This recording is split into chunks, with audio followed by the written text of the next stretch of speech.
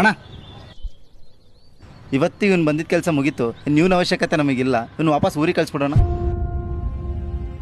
ಹಿಂಗೆ ನಿಂತರ ನಾನು ಒಂದಿನ ಯೋಚನೆ ಮಾಡಿ ಬೇಸಿಗೆಗಾಲದಲ್ಲಿ ನನಗೆ ಸ್ವೆಟ್ರಿನ ಅವಶ್ಯಕತೆ ಇಲ್ಲ ಅಂತ ಅದನ್ನು ಅಡ್ಡದ ಮೇಲೆ ಎಸೆದ್ಬಿಟ್ಟಿದ್ದೆ. ಆದರೆ ಆಮೇಲೆ ಒಂದಿನ ನನಗೆ ಏಕಾಏಕಿ ಚಳಿ ಜ್ವರ ಬಂದಿತ್ತು. ಅವಾಗ ನಾನು ಬಿಸಾಕಿರೋ ಸ್ವೆಟ್ರನ್ನ ನಾನೇ ಹುಚ್ಚುನಾಯಿ ಥರ ಹುಡುಕಾಡಿದ್ದೆ. ಹಾಗೆ ಕಷ್ಟದಲ್ಲಿ ನಮಗೆ ಸಹಾಯ ಮಾಡಿದವ್ರನ್ನ, ನಮ್ಮ ತೊಂದರೆಯಲ್ಲಿ ನಮ್ಮ ಕೈ ಹಿಡಿದವ್ರನ್ನ ಅವ್ರ ಅವಶ್ಯಕತೆ ಮುಗಿದ ಮೇಲೆ ಯಾವತ್ತೂ ತಾತ್ಸಾರ ಮಾಡಬಾರ್ದು. ಯಾಕೆಂದರೆ ಪ್ರತಿಯೊಬ್ಬರಿಗೂ ಅವ್ರದ್ದೇ ಆದ ವ್ಯಾಲ್ಯೂ ಇರುತ್ತೆ.